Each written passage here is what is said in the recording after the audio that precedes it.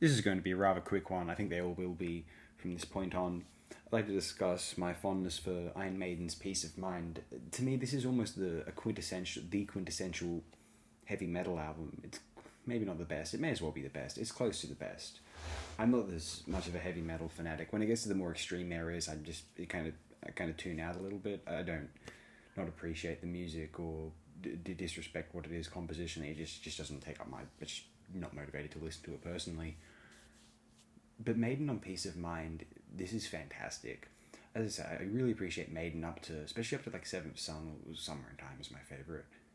Some of the 21st century stuff I like, Matter of Life and Death, Dance of Death isn't bad at all. But Peace of Mind is a great combination of classic early heavy metal and its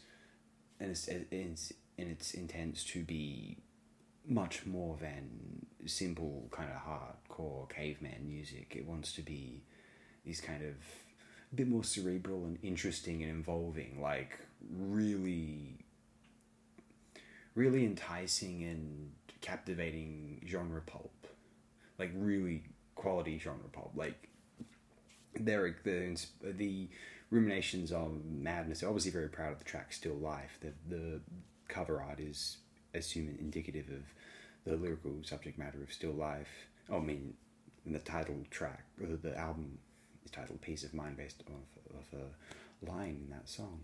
Well, we're wording a pun of sorts. And so it has me thinking, so Iron Maiden are fascinated with kind of the genre pulp of the more interesting and revered now Lovecraftian variety, the kind of descent into madness, this sort of pulp is what Maiden are interested in. There's a move away from the kind of goofy hammer horror Satanism of Number of the Beast and more into the literary, stranger and more scary, like the real horrors of descent, where the universe crumbles apart, the apocalypse occurs because of one's psyche just slipping away, or one causing the other. Who knows? Either or. I think why Peace of Mind stands out amongst Iron Maiden's discography as an album which many Maiden fans still claim is their very best. It's interesting. Maiden have quite a number of studio albums after this. This is only their fourth, and yet many claim, nah, never topped Peace of Mind. I would agree, if not for Somewhere in Time, I think I prefer, but let's take those two, just say those two are my favourites / the best for the sake of argument. Peace of Mind, Somewhere in Time, and let's throw in, Number of the Beast was really great, Power Slave was really cool, those four there. Why not the other albums? Like, what goes wrong afterward? Well, this is just the first album's for a moment. First album's pretty great. I like Killers, and then Seventh Son was pretty good, I think. Overall, I didn't like it as much as Seventh Son, but it's fairly good for what it is. I think some of it's corny, even the prog metal thing doesn't always work for me. Whatever, we'll move on. The next two, Fear of the Dying wasn't very good. Fear of the Dark I don't love.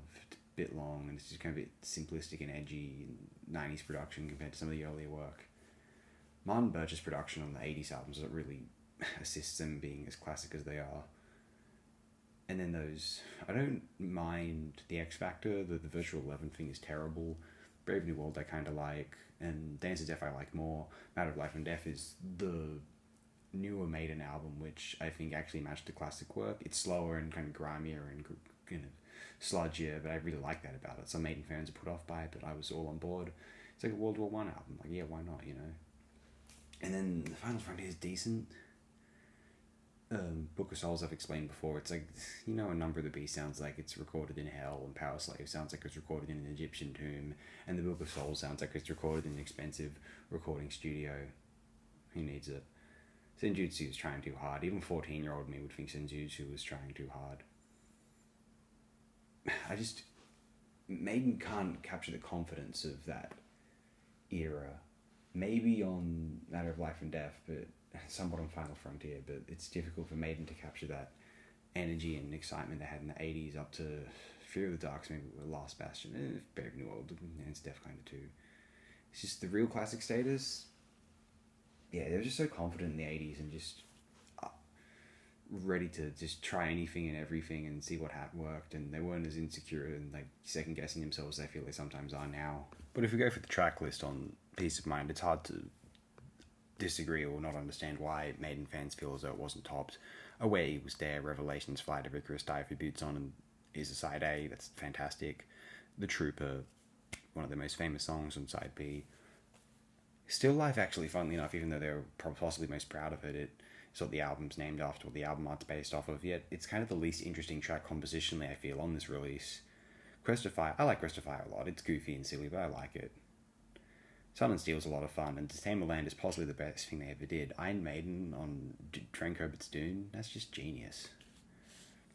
It's got to be the most re-listenable heavy metal track list of the 1980s, other than Summer in Time. It's good. Oh, heaven knows Black Sabbath as well, but God, this is such exciting, invigorating material. I have to say, if I've ever felt like it was really cool or exciting or, you know, fun to be a metalhead, Maiden fan, it's when I'm listening to Peace of Mind, just blasting it in my home or in other locations. I'm just thinking, fuck yeah, this is just cool as. And you can understand the whole metalhead thing because Peace of Mind is so amazing.